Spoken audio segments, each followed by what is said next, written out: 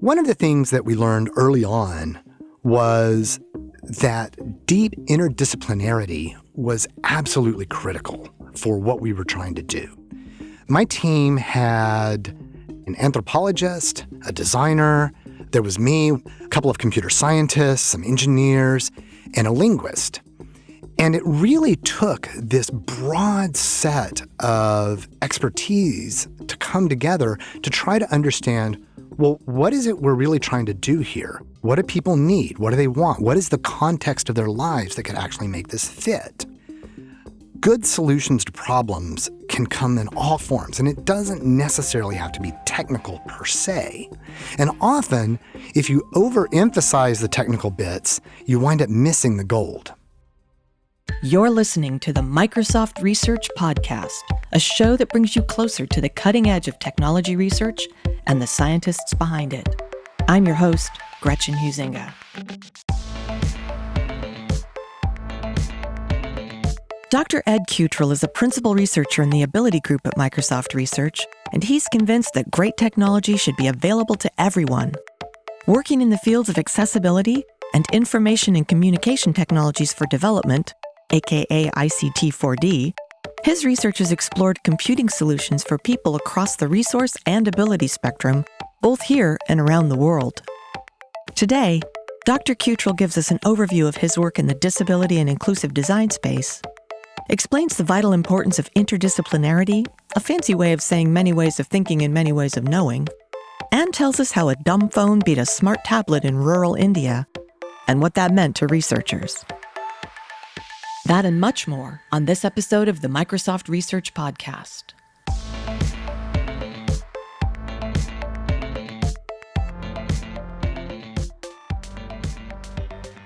Ed Cutrell, welcome to the podcast. Thanks. We're going to be fluid today because it seems nearly everything in your life and work overlaps. So let's get the flow going. Give us the virtual Earth 3D view of the work you do as a principal researcher in the Ability Group in MSR. What gets Ed Cutrell up in the morning? Well, I'll say that what really gets me up in the morning these days is we have new kittens. And so I get up every morning whenever they're walking over my face. But I don't think that's really what you're asking. Right now, I am a principal researcher in the Ability Group, as you said.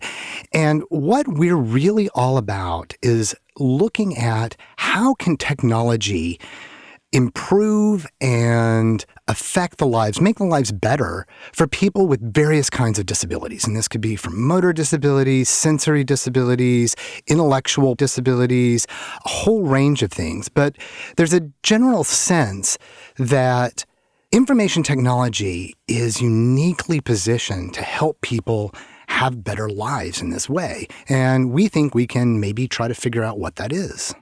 So the research focuses specifically on these audiences that we'll talk about further on in the podcast. Give us a little bit more about your particular heart for this, if you will. I would say that for me, there is a very strong sense that whatever the kind of work that I do needs to really be influencing and affecting people who maybe don't get the same kinds of chances that I've had or that other people have, and that are often ignored. And so an opportunity that I've had here at Microsoft Research is to try to pivot our gaze from just the information worker or the people that are really wealthy and that have all the money and all the tech and the gadgets into people that have been a little bit overlooked. Well, I usually wait to ask how you got into what you're doing and how you ended up at Microsoft Research until later in the interview, but I want to move that question up because the answer is inextricably linked to the other things we're going to talk about today. So let's start with the Ed Cutrell story. From your initial academic training in cognitive neuroscience to where you are and what you're doing today. It's a fascinating path. Give us a little tour of the journey. Okay, well, let me start when I was 12 years old, and I bought my first computer. It was a TI-99 4A computer that I bought with my lawnmower money that I had gotten over the summer. And from that moment forward, I knew that there was something special about computers. But then as I got a little older, I started to realize that there was actually something special about this computer I was born with in my head. And so I wanted to understand more about, well, how did that work?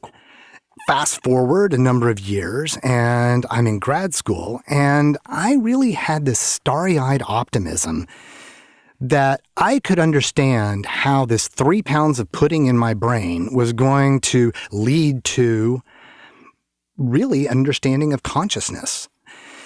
So my thesis during grad school was on the neural basis of spatial attention in the parietal cortex. Okay, so that should give you a hint that I was kind of far away from figuring out how the brain gives rise to consciousness. And so as I left grad school, it became clear to me that to answer the questions that I really wanted to answer was going to be another 50 or 100 years, if ever. And so I started casting around to figure out, well, what else could I be doing with my time and my life and my energy and the questions that I wanted to ask that would maybe give me a little more immediate kinds of answers. So I called up my friend Mary Shawinski, who I had heard was doing usability research at Microsoft, and she had just moved to MSR. And she was doing some work with Eric Horvitz and some other people on looking at interruptions. How do people manage their attention while they're working with computers? And she said, I need some help on this. Maybe you can come up and do some studies for me.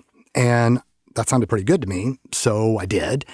And next thing you know, I'm spending the next 9 years at Microsoft Research doing work in human-computer interaction, or HCI. Okay. Now, one of those things that came up, and this was a big highlight for me early on, was that I managed to get to work with really one of my heroes, is a woman named Susan Dumais, who is here at MSR. And we had this simple question, which was, why is it that I can search the entire World Wide Web and get an answer in under a second, yet when I want to search my email and my file system, it takes 10 minutes to grep through the whole thing?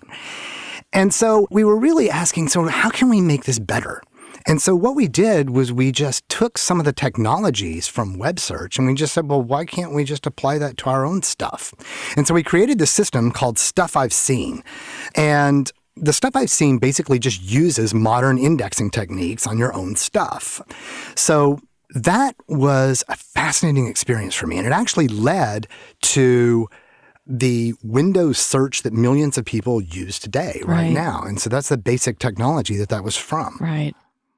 All right. Here you were doing search stuff and working with Mary, working with Susan, et cetera. Then, because I know the end of the story, what happened next? So the next thing was in 2005, MSR had started a lab in Bangalore. Now this was at the time a tiny little lab, and I had been in contact with one of the founders. This is a fellow named Kentaro Toyama. And as part of the new lab, Kentaro was heading up a new research group, and it was called the Technology for Emerging Markets, or TEM.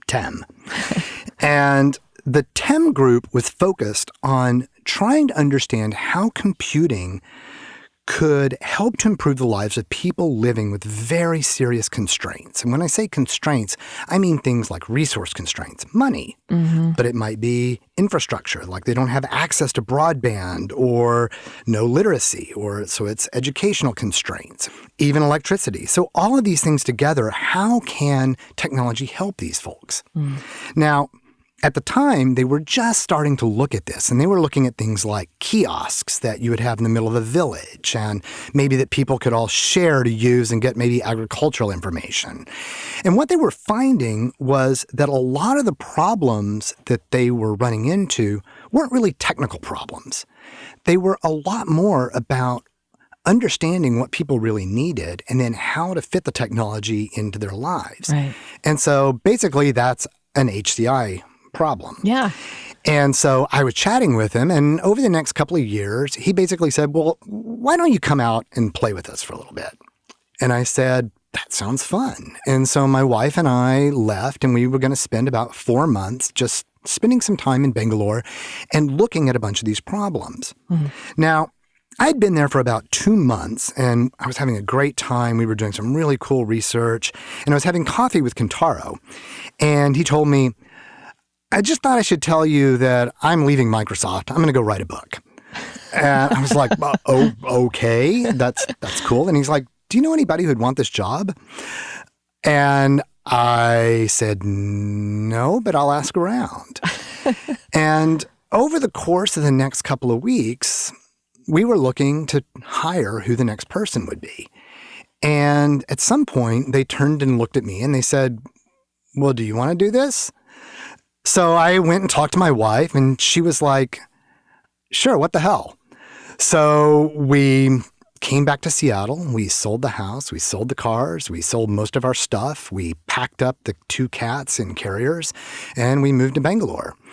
And I managed to take over the Technology for Emerging Markets group for the next several years. Well, let's talk in more depth about the 6 years you spent at MSR India working on technology for emerging markets. So your focus was, to put it simply, making tech for people that people don't usually make tech for. Or That's they right. do, but it doesn't really fit them. So you told us a little bit about how you got there. Talk about why you went and what you learned. Sure. So the Technology for Emerging Markets group really is focused on an area in academia or scholarship that's called ICT4D. Now, what that stands for is Information and Communication Technologies for Development.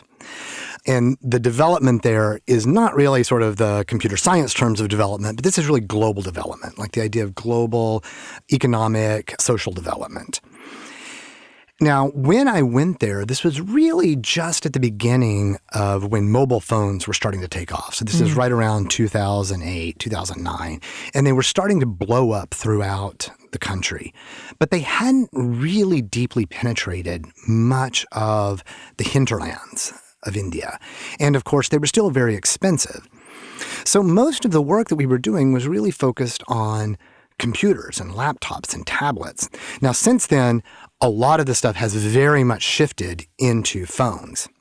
But at the time, for these populations, it was very, very little. So what we were really interested in was understanding how technology can be used for achieving goals having to do with education, with agriculture, with global health, with financial services for the poor.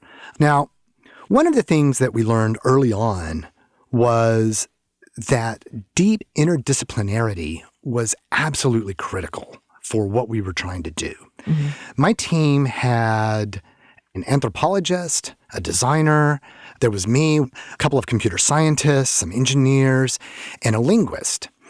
And it really took this broad set of expertise to come together to try to understand, well, what is it we're really trying to do here? What do people need? What do they want? What is the context of their lives that could actually make this fit?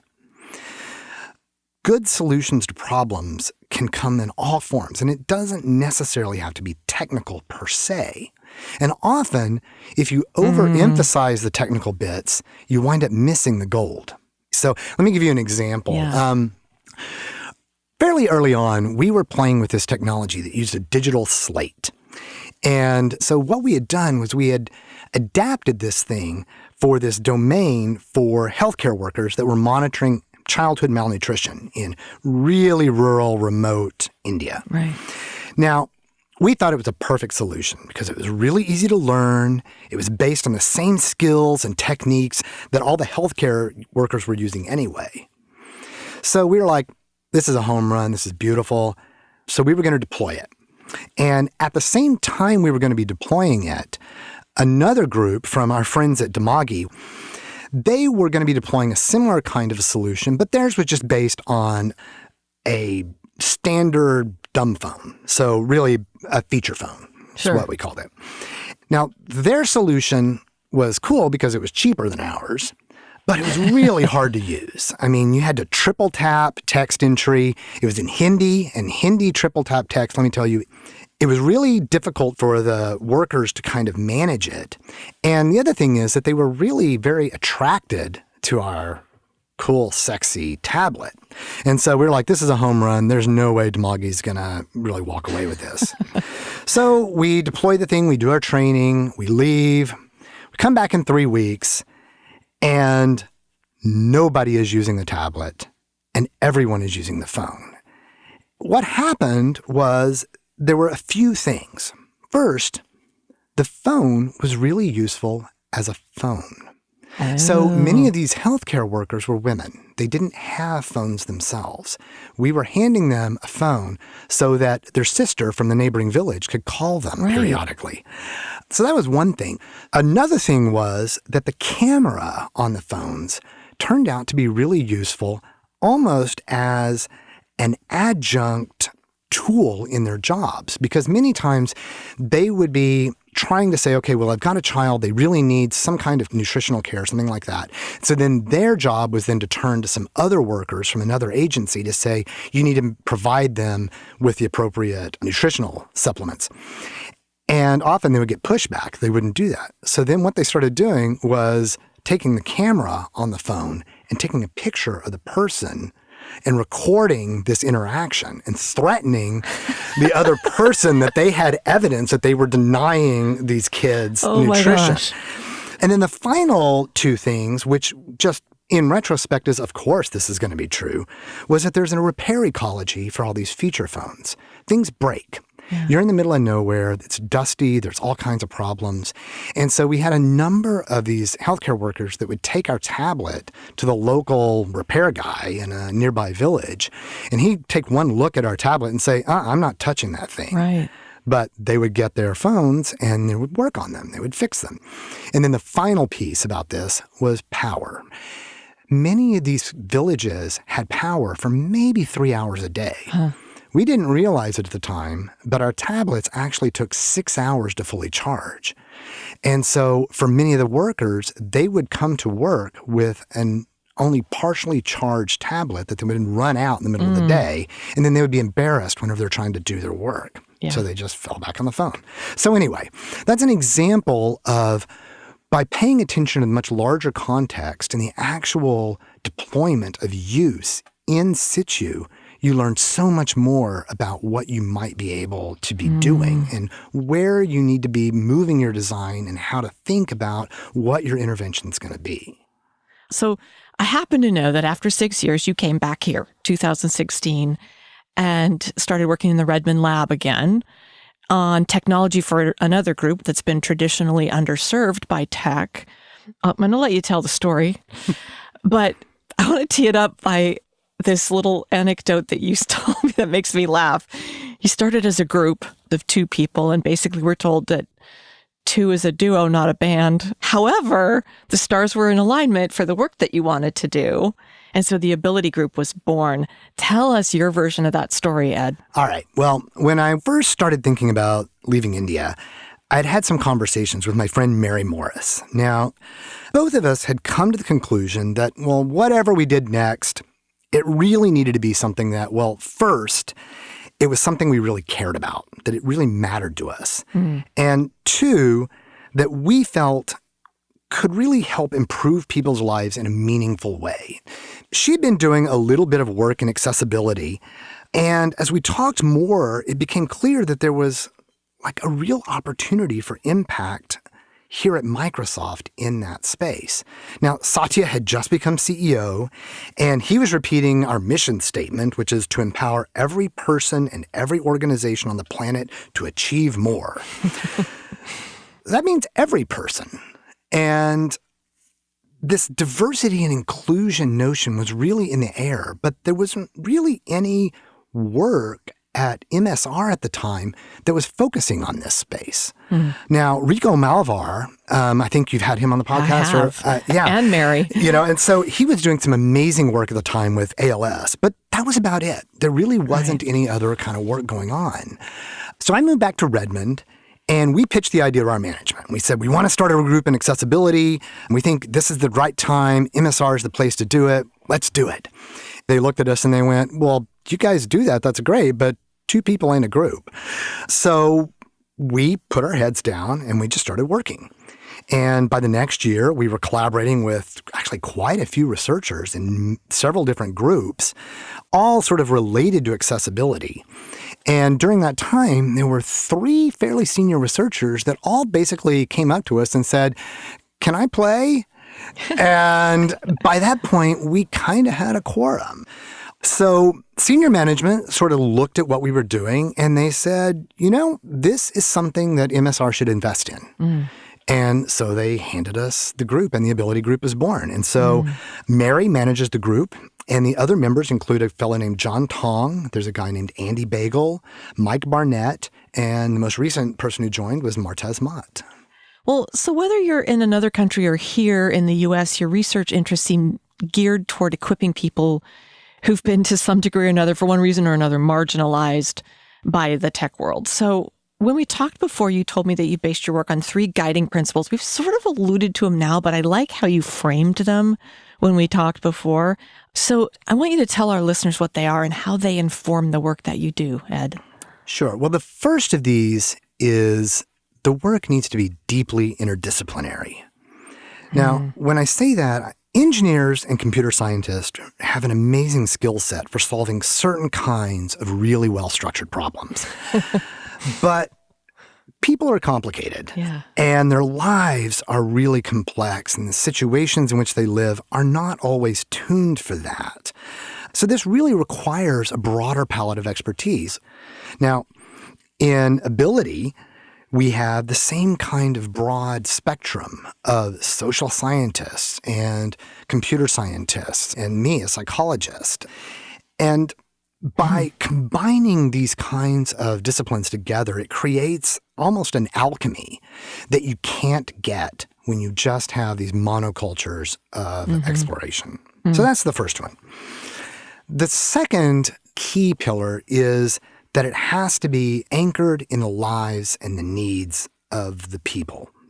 This includes the context of living, the culture, the infrastructure, and so much more about what defines the place that we are and how we live. The idea behind that is that there's really no policy or design that you should be engaging in without the full participation of members of the groups or the people that are going to be using your technology. The third thing is rigorous evaluation. Everything we do, we want to explore how good is it really. So for any innovation, prototype, new idea, any of that stuff, we have to carefully and, as hard as it is for us, dispassionately study whether and how it's going to be used by the people it's intended for. And so often that means guideposting dead ends as well as promising places to go so that people don't tread on the really terrible ideas. It also gives us a certain credibility in the marketplace to be able to say to people, we had this cool idea, but there are some problems. And let's be very honest about those problems. And to be honest about when that's true and when that isn't true actually turns out to be really important. Yeah. When they're using your tablet to serve dinner on instead of... Exactly.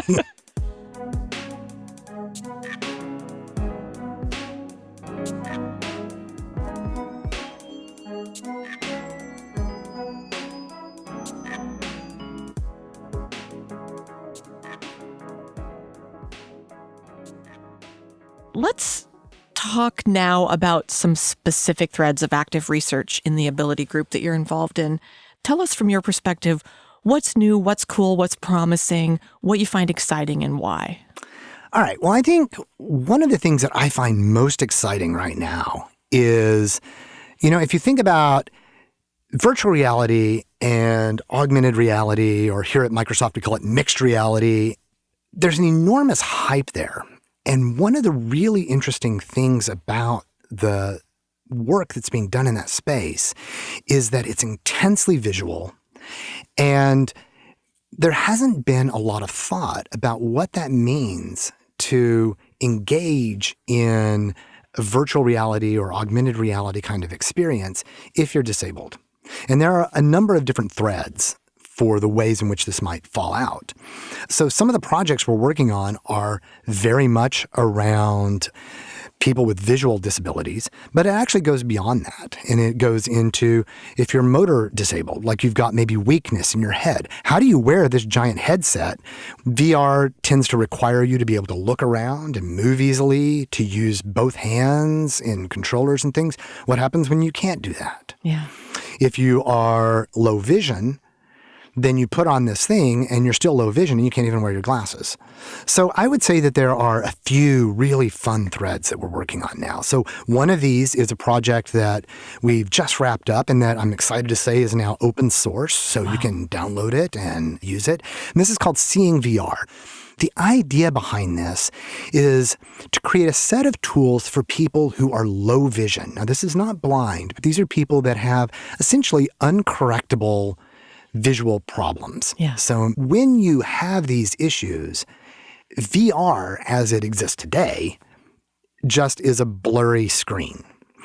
So what Seeing VR does is it's a plugin for Unity that allows you to do about 9 or 11 different kinds of things to improve that. Things like magnifiers. They'll do edge enhancement. We can do things like condensing to avoid your blind spots. Now, the cool thing about all this is that it doesn't require the developer to do anything. We just take the raw input that's taken from the system that's generating and rendering to the screen, and then we can manipulate it. So that's Seeing VR. Another project that's related to VR, and this is also for people that are blind, actually. And this is a project called the Cutrell. The idea behind this project is that people who are blind, particularly if they've been blind a while, will go through a process of training for using a white cane. We had a question which was, well, if you were blind and you were put into a VR space, could we create a virtual white cane that was fully haptic that would give you the experience of navigating walls and objects within a virtual space that are not really there? And we were able to do that. And it turns out that when people use our little virtual, what we call the Cutrell, then they're able to actually start to understand a virtual space without seeing anything. So that's two of them that are in the pure VR space. Now, another thing that's quite exciting when you think about AR. AR is augmented reality. And so this is where you can use a phone or you can use a headset that combines images of the real world with artificial things. And so you're augmenting what's in the reality. So HoloLens is the sort of the Microsoft example of this that's really super cool. There are other versions of augmented reality. And one of those is produced by the Enable group here at MSR, and it's called Soundscape. Now, this is a little app that you can download for your iPhone. And what it does is it provides spatialized audio to tell you about things around you as you're out walking in the world. The notion behind this is not really to give you turn-by-turn navigational information, but to really give you an enhanced understanding of the world around you, things that you might miss because you can't see. And one of the things I find very exciting about this is that it's using a different modality and augmenting the reality on top of that by using spatialized audio. Now, this is something that could be used by everybody. Right. And I'm actually quite thrilled with starting to explore what is non-visual augmented reality. What does that mean? How do we think about that? Right. So I'm going to pivot a little bit and talk about another set of projects that we just started working on. And this is stuff that's still quite new, and so I can't talk about too much of it, but I can give you a teaser. And the idea behind this work is to start to understand neurodiversity in the workplace. Now, I've been talking about things like sensory and motor impairments, but there are other kinds of impairments. And one of those is people with autistic spectrum disorder or autism. They're often called neurodiverse. And neurodiverse folks have an interesting time in the workforce. One common issue that they experience is a difficulty in thinking about emotion and processing that from other people and even how they present that emotion. So we're starting to explore, are there ways that technology can help improve their experience as they're sort of managing just their day-to-day lives? Right. So you can't really say much more about it? I'm just going to leave that there. Dang it. I will say that part of what we're doing with this is trying to create tools that just provide a little bit of insight for people that are on the spectrum to sort of provide their own agency in the way that they manage this information. It's not like we're trying to fix them. Really, the notion is we can get some insight about what might be going on here, and we might be able to give you some clues about it. And then we're going to leave it up to you to figure out what you want to do with that. All right. Well, we're going to have to come back to you in a year or so and find out where that's landed. Look forward to it. I do too. I want to touch on one more because Ann Paradiso had brought up a couple of ideas when she was talking to me about Steve Gleason and the eye-controlled wheelchair and so on. But we also got to talking about communication disabilities and when it's difficult for someone to speak. Tell us about is it AAC? AAC. It's augmentative and alternative communication. There's actually a long history of AAC work that's been done. And actually, this is for nonverbal children with autism. They often will use these kinds of systems. People that can't speak clearly in different ways, they will use them. And as you mentioned, people with ALS, because as they lose their ability to speak, they still have, complete cognitive clarity and they want to be able to interact with folks. Now, one of the cool things that Anne and that group has done is they've been really working on this eye control notion of communication, of being able to sort of type with your eyes and you can create, Steve will write speeches using these systems, But if you've ever heard Steve or, for instance, Stephen Hawking use these systems, it's this monotone computer voice. Now, you can imagine what it's like if you're trying to tell a joke using one of these systems. It just falls flat. It's impossible to be sarcastic using these systems. And one of the things that we really were thinking about was how can we enhance the expressive palette of an AAC kind of system to allow people who are using them to be able to produce the richer range of emotional content that we produce with just prosody. Right. There's an enormous difference when I say, can you come over here now to my kid? Or can you come over here now? Right. Actually, Steve mentioned that one of the things that was really hard for him was being able to yell at his kid. If you're just like, get over here now. Right. I don't know what Is it imperative? Or Right. So what we did was we did a big exploration of ways in which we could provide this kind of setting of context. And so what you were talking about with the emojis is that as he would be producing an utterance, there was a separate keyboard palette that sort of sat above the normal keyboard as he's producing his text. And then he could just sort of apply different kinds of emotion to it. Now, we would produce then on the other side of his screen, which was visible by people that he's talking to, different kinds of emoji that would set the tone. Right. The other thing we could do with that, which was kind of cool, is we could start to shape the prosody of the text in the computer-generated speech. So we could create uptones for maybe happy kinds of sounds. Or if you were trying to say this is sad, then you could have falling tones. It's still quite early and it's not amazing yet, but it's so much better than it was. Wow. I have forever said they need to have a sarcasm font for my emails. But they don't. All right. Well, it's time for unintended consequences. And that's the part of the podcast where we ask what could possibly go wrong. Is there anything about the work you do that keeps you up at night? Any concerns that you'd share with us? I would say that the fundamental thing is that no matter how, air quotes, noble your intentions are, when you're trying to work with and on behalf of people that have a really different life experience than you do, then there's always a hazard that you're going to build in all your own biases and values and desires into whatever you're doing. And so the solutions that you think you're finding answers to problems that people actually have may be just solutions to problems that I think they have or that I think I would have if I were in their place.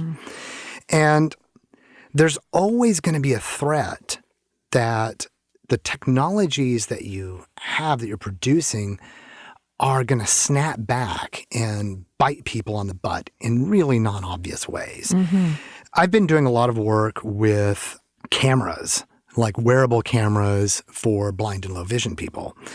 Now, you can already see where this is going. I can see it clearly. Now, you could imagine all kinds of benefits that this could provide. But as soon as you're wearing a camera around, that video is going somewhere.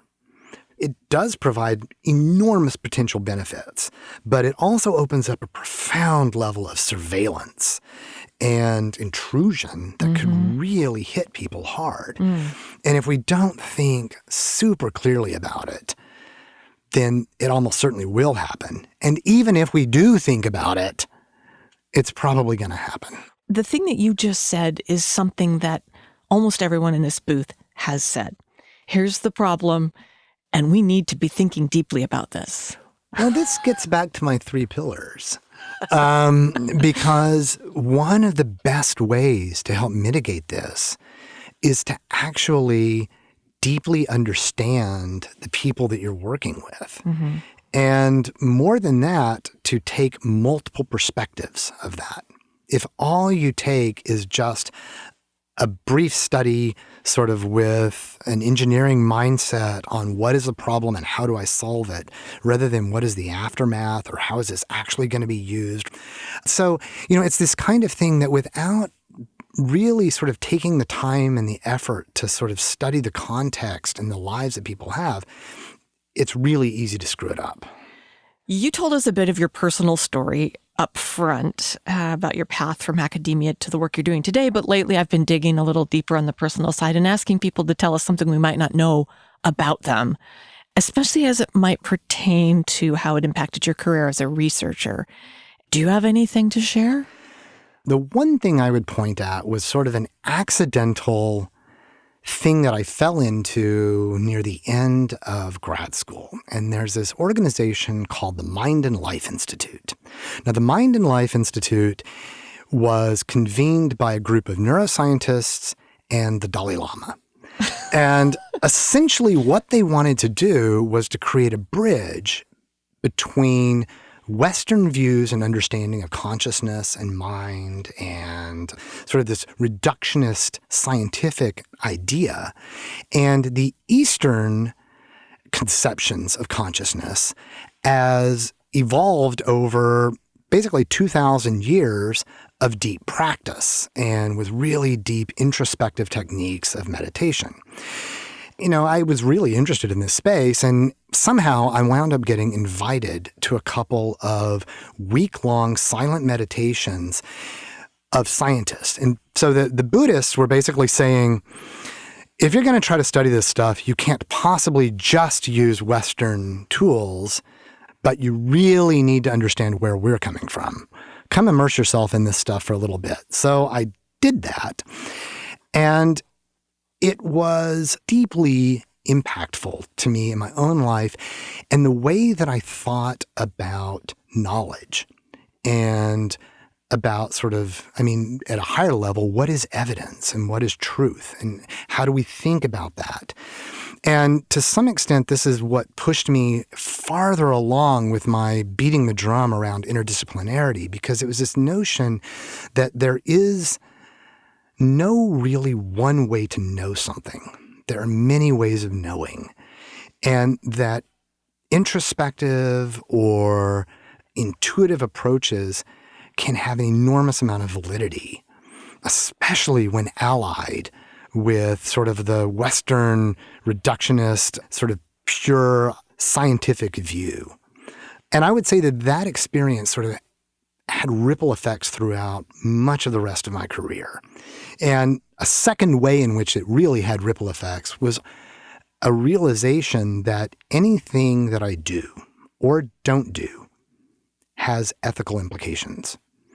And to actually consciously address the fact that whenever I am choosing to study or choosing not to study actually has an influence in the full ethical experience of my life and the way that I experience it and the way that I'm influencing other people.